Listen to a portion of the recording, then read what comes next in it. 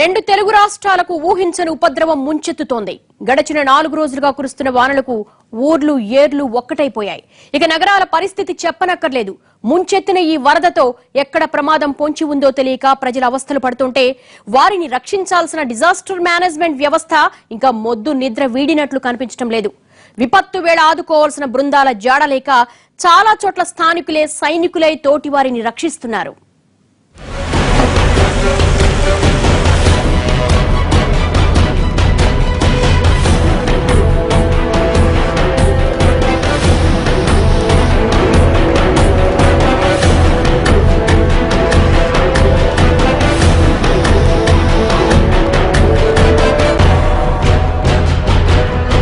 బయటపడడానికి లేదు. ఇక్కడ నుంచి వస్తున్నా చూస్తున్నా తప్ప ఎవరు ఏం చేయట్లేదు. పైనుంచి వాటర్ వదులుతున్నప్పుడు ఇక్కడ నుంచి బయటకు వెళ్ళే దారి కూడా చూపించాలి కదా, అది లేదు. I called up 4-5 times. మా పరిధిలో లేదు, this doesn't belongs to us అని చెప్పారు. మున్సిపల్ డిపార్ట్మెంట్ వాళ్ళు కూడా అంతే, వస్తారు చూస్తారు ప్లానింగ్ చేస్తారు, ఆ పేపర్ వర్క్స్ అంతే. అయినా అలా ఏం పట్టించుకోలేదు. పంచాయతీ వాళ్ళు ఏంటంటే ఆ టైంకి వస్తున్నారా, ఏమైనా ఉందా లేదు చూసుకుని వెళ్ళిపోతున్నారు. ఏదో కారు కొట్టుకుపోయిందంటే వచ్చి చూసి వెళ్ళిపోయారు, కానీ మధ్యతరగతి కుటుంబాలు పట్టించుకున్నాడు ఎవడో ఒక్కడు లేడు ఇక్కడ. అధికారుల స్పందన లేదండి సరిగా. చాలా మంది ఎమ్మెల్యే ఫోన్ చేశాము, లోకల్ లీడర్స్ ఫోన్ చేశాము.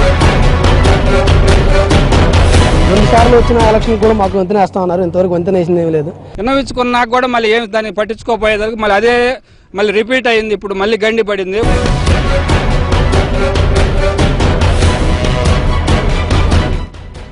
ఇది పరిస్థితి. 4 రోజులుగా వర్షం కురుస్తోంది, కానీ పట్టించుకునే నాదుడు మాత్రం లేడు. ఈ వానల ధాటికి రాదారులన్నీ గోదారులైపోయాయి. ఆకాశానికి చిల్లు పడినట్లు 10 నిమిషాల్లోనే 10 సెంటీమీటర్ల వర్షం కురుస్తోంది. ఇక కొన్ని చోట్ల ఏకంగా 20 సెంటీమీటర్లకు పైగా వర్షం కురుస్తోంది.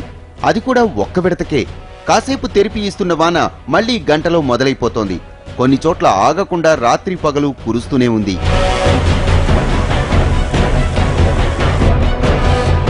4 రోజులుగా వర్షం దెబ్బకు హైదరాబాద్ నగరం మొత్తం సాగరమైపోయింది. చాలా ప్రాంతాల్లో ఇళ్లలోకి నీళ్లు చేరాయి. ఆఖరికి ఒక అంతస్తు ఎత్తులో ఉండే అపార్ట్మెంట్లను కూడా వరద నీళ్లు ముంచెత్తాయి. దీంతో అక్కడి ప్రజలు, అపార్ట్మెంట్ వాసులు తమ ఫ్లాట్లు ఖాళీ చేస్తున్నారు. మరికొందరు బిక్కుబిక్కుమంటూ తమ ఇళ్లలోనే గడుపుతున్నారు.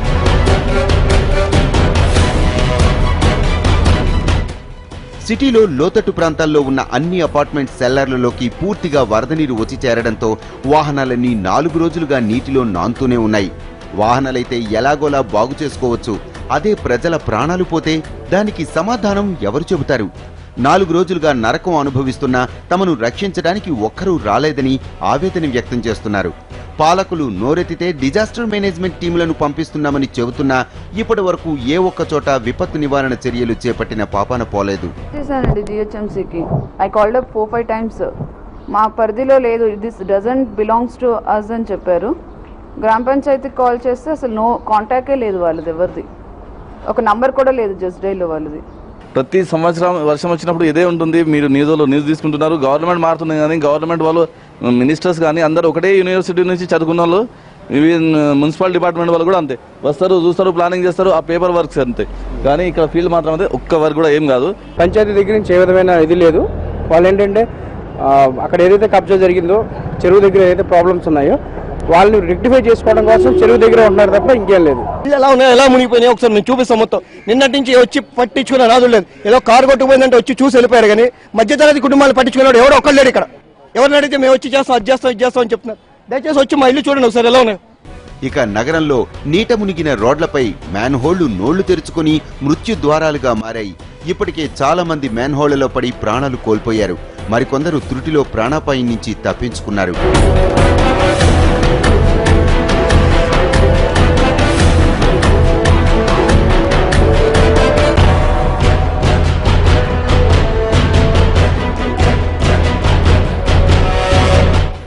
తెలంగాణను ముంచెత్తిన భారీ వర్షాలతో చెరువుల్లో నీటిమట్టం ప్రమాదకర స్థాయికి చేరింది. దీంతో లోతట్టు ప్రాంతాల ప్రజలు తీవ్ర ఆందోళన చెందుతున్నారు. పోనీ ఇళ్లు ఖాళీ చేసి వెళదామన్నా వీలు లేకుండా మొత్తం నీటితో నిండిపోయింది. తమను రక్షించడానికి ఏవైనా విపత్తు సహాయక బృందాలు వస్తాయేమో అని ఎదురు చూస్తున్న వాళ్లకు 2 రోజులుగా నిరాశే ఎదురవుతోంది. చాలా ప్రాంతాల్లో స్థానికులే సైనికులై చుట్టుపక్కల వారిని కాపాడుతున్నారు.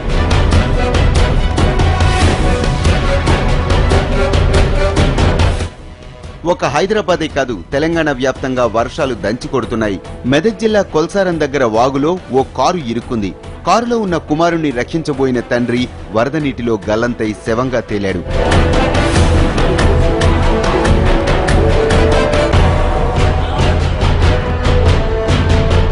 ఇలా విపత్తుల్లో చిక్కుకొని సహాయక చర్యలు అందక ప్రాణాలు కోల్పోతున్న బాధితుల సంఖ్య క్రమంగా పెరుగుతోంది. ఎక్కడా డిజాస్టర్ మేనేజ్మెంట్ వ్యవస్థ కనిపించడం లేదని ప్రజలు ఆవేదన వ్యక్తం చేస్తున్నారు. ఎప్పుడు చూసినా మాకు నీళ్ళకి ప్రాబ్లం ఉంది, మేము డ్యూటీకి ఎట్లా వాళ్ళం సార్, ఎట్లా రావాలి? మరి ప్రజలు అన్ని చేస్తామంటారు,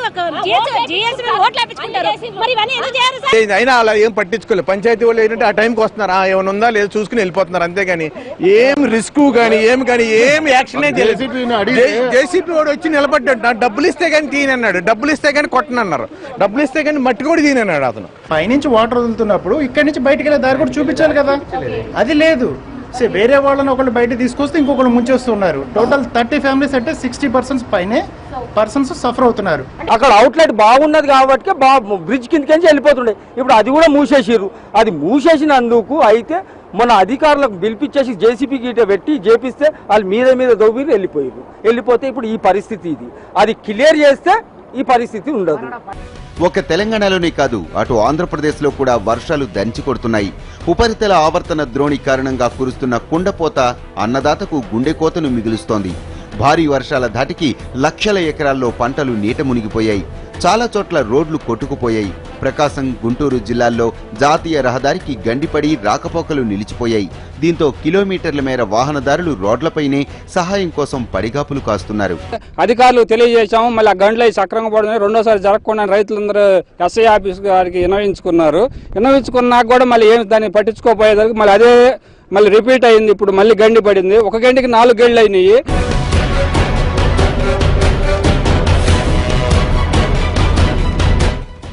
మరో 2-3 రోజుల పాటు ఇలాగే వర్షాలు కురుస్తాయన్న వార్తలు వాళ్ల గుండెల్లో రైళ్లు పరిగెత్తిస్తున్నాయి. విపత్తు సహాయక బృందాలు వచ్చి తమను ఆదుకోవటం మాట అటుంచితే కనీసం ఆహార పొట్లాలైనా ఇస్తారేమో అని ఆర్తిగా ఎదురు చూస్తున్నారు. వర్షాల ధాటికి ప్రజలు ఇంతింత కష్టాల పాలవుతున్నా ఇప్పటికీ ఎక్కడా చెప్పుకోదగ్గ స్థాయిలో డిజాస్టర్ మేనేజ్మెంట్ బృందాలు సాయం చేసిన ఘటన ఒక్కటి కనిపించడం లేదు. ఎగువ ప్రాంతాల్లో భారీ వర్షాల ధాటికి ఏపీలో ఉన్న ప్రాజెక్టులకు వరద ఉధృతి పెరుగుతోంది. దీంతో కింది ప్రాంతాలకు అదే స్థాయిలో నీటిని విడుదల చేస్తుండటంతో లోతట్టు ప్రాంతాలు నీట మునిగిపోతున్నాయి.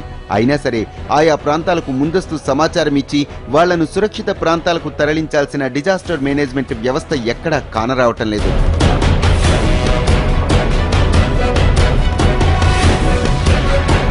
ప్రభుత్వ వ్యవస్థ తీరు ఇలా ఉండడంతో చాలా చోట్ల స్థానిక ప్రజలే ఆపదలో చిక్కుకున్న వారిని ప్రాణాలకు తెగించి కాపాడుతున్నారు. ఏపీలో గిద్దలూరు దగ్గర దిగుమెట్టవాగులో ఓ స్కూల్ బస్సు చిక్కుకుందని తెలిసి వెంటనే స్థానికులు తాళ్ల సాయంతో బస్సును బయటకు లాగారు. లేకపోతే భారీ ప్రమాదం జరిగి ఉండేది. వాస్తవానికి ఇలాంటి పరిస్థితుల్లో ఆదుకోవాల్సింది డిజాస్టర్ మేనేజ్మెంటే. కానీ ఆ స్థాయిలో ఎక్కడా రక్షిస్తున్న దాఖలాలు మాత్రం లేదు.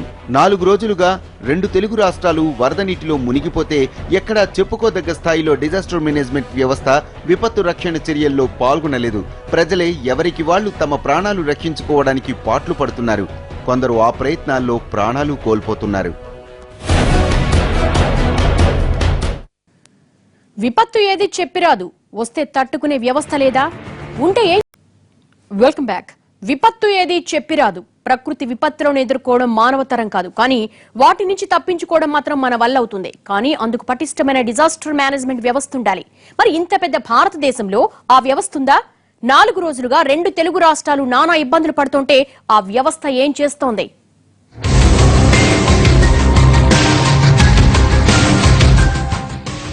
National disaster management force. ఈ మాట వింటుంటే అబ్బో ఇదేదో పెద్ద వ్యవస్థ అన్నట్టు ఆలోచన కలుగుతుంది. కానీ వాస్తవాలు చూస్తే అసలు ఆ వ్యవస్థ ఎందుకు ఏర్పాటు చేశారా అన్న అనుమానం వస్తుంది. నిజానికి ఈ భూమి పుట్టినప్పటి నుంచి ప్రకృతి విపత్తులున్నాయి. మన దేశానికి స్వాతంత్ర్యం వచ్చి 70 ఏళ్లు పూర్తవుతోంది.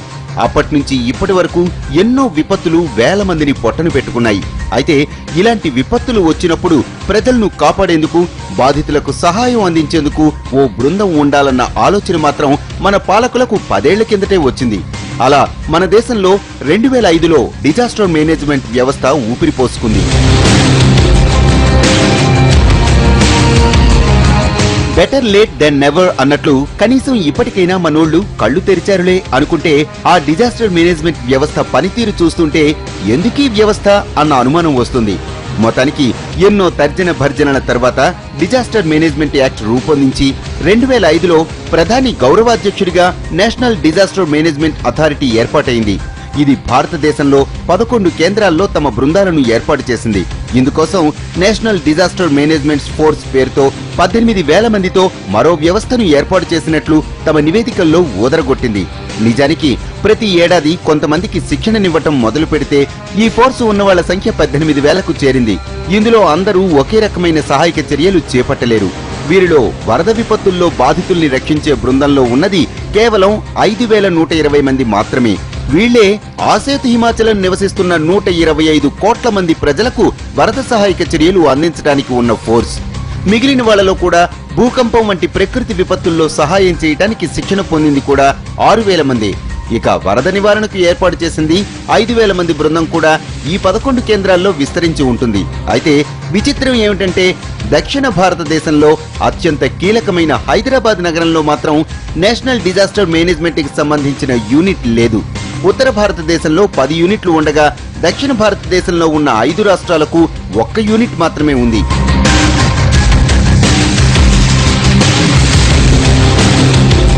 ఇప్పుడు హైదరాబాద్ను ముంచెత్తిన వరద విలయం నుంచి బాధితుల్ని రక్షించడానికి తీరిగ్గా 4 రోజుల తర్వాత ఈ డిజాస్టర్ మేనేజ్మెంట్ బృందాలు రంగంలోనికి దిగాయి. 1 కోటి మందికి పైగా నివాసం ఉంటున్న హైదరాబాద్ నగరంలో వరద బీభత్సంలో కనీసం 50 లక్షల మందికి పైగానే నానా అవస్థలు పడుతున్నారు. అయితే ఇలా ఇబ్బందుల్లో ఉన్న బాధితుల్ని కాపాడేందుకు రంగంలోనికి దిగుతున్న డిజాస్టర్ మేనేజ్మెంట్ సభ్యులు ఎందరో తెలుసా? అక్షరాల 40 మంది మాత్రమే. అంటే కనీసం 1,00,000 మందికి ఒక్కరు కూడా లేరన్నమాట.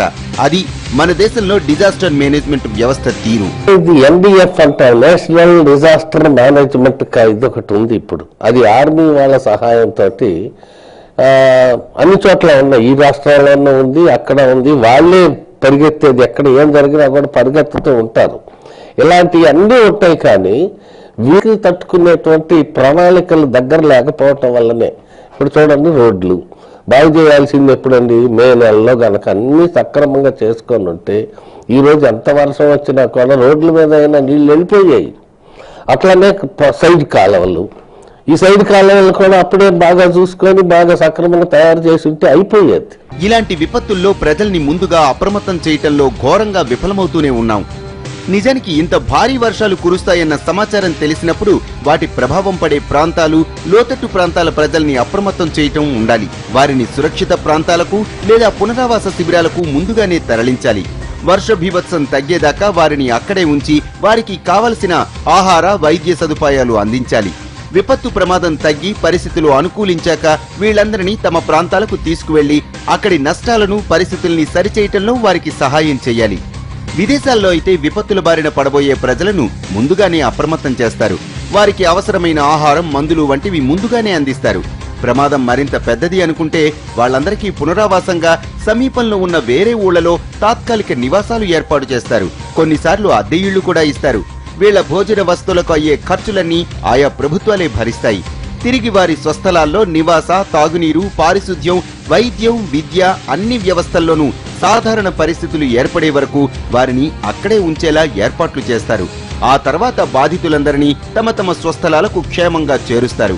నిజానికి డిజాస్టర్ మేనేజ్మెంట్ వ్యవస్థ చేయాల్సిన పని ఇదే. చాలా తాజాగా అమెరికాలో వాషింగ్టన్ డీసీలో దాదాపుగా యావత్ నగరాన్ని కూడా ముంచెత్తినటువంటి వర్షాలు వచ్చాయి. అక్కడ మొత్తంగా కూడా భారీ స్థాయిలో. ఎంత ఆశ్చర్యకరం అంటే కేవలం కొన్ని గంటల వ్యవధిలో ప్రధానమైనటువంటి రహదారులను సైతం కూడా రాకపోకలను పునరుద్ధరింపజేయటం, అక్కడ ఉన్నటువంటి వాటర్ అంతా క్లీన్ చేయటం, బురదతో సహా క్లీన్ చేసినటువంటి పరిస్థితి వస్తే డిజాస్టర్ మేనేజ్మెంట్ అంటే విపత్తుల నివారణ వ్యవస్థ పనితీరు ఎలా ఉండాలనే దానికి ఒక ఉదాహరణగా మనం దీన్ని తీసుకోవచ్చు. కానీ దురదృష్టవశాత్తు మన దగ్గర డిజాస్టర్ మేనేజ్మెంట్ వ్యవస్థ కేవలం కంటి తుడుపు చర్యలకే పరిమితమైపోతోంది. ఇక ఇలాంటి ఉపద్రవాలు ముంచెత్తిన తరువాత తీరిగ్గా బయలుదేరి 4-5 మ్యాన్ హోళ్లు సరిచేస్తున్నారు తప్ప వాస్తవంగా చేయాల్సిన సహాయంలో మాత్రం ఫెయిల్ అవుతున్నారు. వాస్తవంగా పునరావాస శిబిరాలంటే సురక్షితంగా ఉండే ప్రాంతాలు అని అర్థం. కానీ మన దేశంలో మాత్రం ఇళ్లకు దగ్గరగా ఉండే పాఠశాలలు, ప్రభుత్వ కార్యాలయాల్లో తాత్కాలికంగా ప్రజల్ని ఉంచి ఆ తర్వాత చేతులు దులిపేసుకుంటారు. వర్షం తగ్గినా, వరద ఆగినా, తుఫాన్లు తీరం దాటి వెళ్లిపోయినా వాళ్ల చౌకు వాళ్లను వదిలేసి ఎవరి దారిన వాళ్లు వెళ్లిపోతున్నారు. దేశంలో విపత్తుల నివారణ విషయంలో కేంద్ర, రాష్ట్ర, స్థానిక ప్రభుత్వాల మధ్య సమన్వయం అన్నది శూన్యం. అదేమని అడిగితే అంతా చెప్పే సమాధానం ఒకటే, నిధుల కొరత. ఇలా సాకులు చెప్పటం తప్ప సమస్యను పరిష్కరించేందుకు ప్రయత్నం మాత్రం ఏ ఒక్క పాలకులు చేయటం లేదు. నేషనల్ డిజాస్టర్ మేనేజ్మెంట్ అథారిటీ పేరు గంభీరమే, పేరు గొప్ప ఊరు దిబ్బేనా, అంత అలంకారప్రాయమేనా? వివరాలు బ్రేక్ తర్వాత చూద్దాం. Welcome back. National disaster management authority అన్న పేరు గంభీరంగానే ఉన్నా దాని తీరు మాత్రం నిరాశనే మిగులుస్తోంది. విదేశాల్లో ఉన్న ఈ వ్యవస్థలు రవ్వంత ఆపద కూడా రాకుండా ప్రజల్ని కాపాడుతుంటే మన దేశంలో వ్యవస్థ మాత్రం కనీసం కంటి తుడుపు చర్యలు కూడా చేపట్టడం లేదు అన్న వాస్తవం ఎన్నోసార్లు బట్టబయలైంది. ఆనాడు ముంబై వరదలు, గత ఏడాది చెన్నై వరదలు, ఇప్పుడు 2 తెలుగు రాష్ట్రాల్లో అందుతున్న సహాయక చర్యలు చూస్తుంటే అర్థమవుతోంది.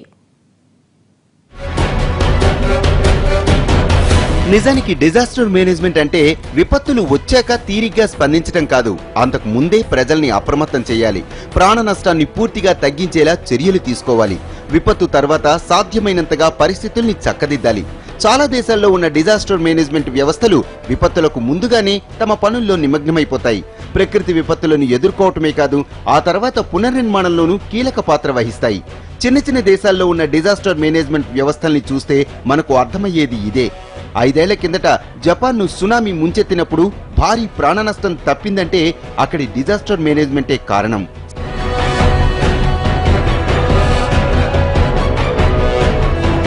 సాగర్ గర్భంలో పుట్టిన భూకంపం జపాన్ని తీరాన్ని సునామీలా తాకకముందే ఆ దేశ విపత్తు సహాయక బృందాలు తీర ప్రాంతాలను ఖాళీ చేయించాయి. సునామీతో ఆస్తి నష్టం భారీగా ఏర్పడ్డా ప్రాణ నష్టం తక్కువగా ఉందంటే కారణం ఇదే. ఆనాటి బీభత్సం నుంచి జపాన్ కోలుకోవడానికి మరో 10 ఏళ్లు పడుతుందని అంతా అనుకున్నారు. కానీ ఏడాది తిరగకుండానే ఆ నగరాలన్నీ పూర్వస్థితికి వచ్చాయంటే కారణం ఆ దేశ డిజాస్టర్ మేనేజ్మెంట్ వ్యవస్థే. కేవలం పునరావాసంతో పాటు మరోసారి సునామీ వస్తే తట్టుకునేలా తీరం వెంబడి రక్షణ గోడ నిర్మించేలా చర్యలు తీసుకుంది జపాన్ డిజాస్టర్ మేనేజ్మెంట్ వ్యవస్థ.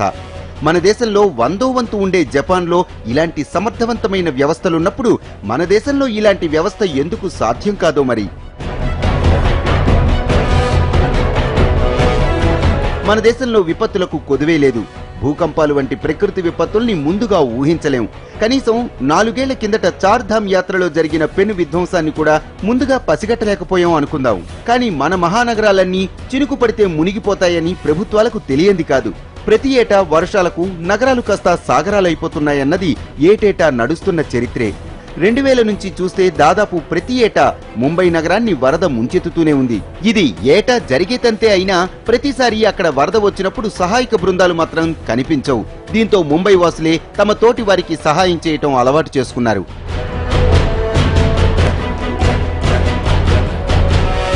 వాస్తవానికి మన దేశంలో ఎలాంటి విపత్తులు వచ్చినా అన్నింటా ఆదుకుంటోంది మన సైన్యమే.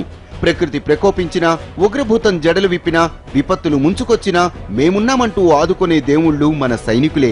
2001 గుజరాత్లో కచ్ భూకంపం కావచ్చు, 2004 జనవరి 26 దక్షిణ భారతాన్ని కబళించిన సునామీ కావచ్చు, లైలా, ఐలా, నీలం, హుదూద్ తుఫాన్లు కావచ్చు, తూర్పు తీర ప్రాంతాన్ని ముంచెత్తిన సూపర్ సైక్లోన్ కావచ్చు, విపత్తు వచ్చిన మరుక్షణం నుంచే బాధితుల్ని కాపాడేందుకు ప్రాణాలకు తెగించి పోరాడేది మన వీర సైనికులే. 4 ఏళ్ల కిందట ఉత్తరాంచల్లో చార్ధామ్ యాత్రని వరద ముంచెత్తినప్పుడు ఒక్క సైన్యమే కాలినడకన వెళ్లి వేలాది మందిని రక్షించింది. ఇలాంటి విపత్తులు తలెత్తినప్పుడు విశ్రాంతికి విశ్రాంతినిచ్చి ప్రకృతితో పోరాడగల సత్తా ఉన్న మన సైన్యం లేకపోతే మరిన్ని ప్రాణాలు పోయి ఉండేవే.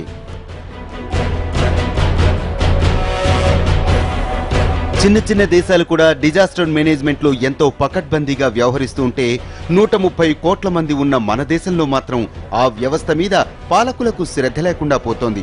ఇంత పెద్ద దేశంలో ఏ విపత్తు ముంచుకొచ్చినా నష్టం భారీగానే ఉంటుంది. దాన్ని ముందే తెలుసుకొని విపత్తు సమయాల్లో ఆదుకోవాల్సిన డిజాస్టర్ మేనేజ్మెంట్ సమర్థంగా ఉంటే ప్రాణ నష్టం తగ్గించుకోగలం. కానీ ఆ ఒక్క వ్యవస్థే మన దగ్గర సరిగ్గా పనిచేయకపోవటం నిజంగా మన దౌర్భాగ్యం. దీన్ని బట్టి మనం అర్థం చేసుకోవాల్సింది ఏమిటంటే మన దేశంలో ప్రజల ప్రాణాలకు విలువ లేదన్నమాట. అందుకే జనమిలా చస్తున్నా పాలకులు మాత్రం పట్టించుకోవటం లేదని అర్థం చేసుకోవాలి. 6 ఏళ్ల కిందట ముంబై వరదలు కావచ్చు, గతేడాది చెన్నైని ముంచెత్తిన వాన కావచ్చు, ఇప్పుడు 2 తెలుగు రాష్ట్రాలను కబళిస్తున్న వరద కావచ్చు, విపత్తు ఏదైనా బాధితుల్ని రక్షించే పటిష్ట వ్యవస్థ లేకపోవటం మాత్రం మనకు అత్యంత బాధాకరమైన అంశం. మరి ఇప్పటికైనా పాలకులు కళ్ళు తెరిచి ఈ విపత్తు రక్షణ వ్యవస్థకు భారీగా నిధులు కేటాయించి చిత్తశుద్ధితో వ్యవహరిస్తే ముందు ముందు ప్రాణ నష్టాన్ని నివారించిన వాళ్ళమవుతాం.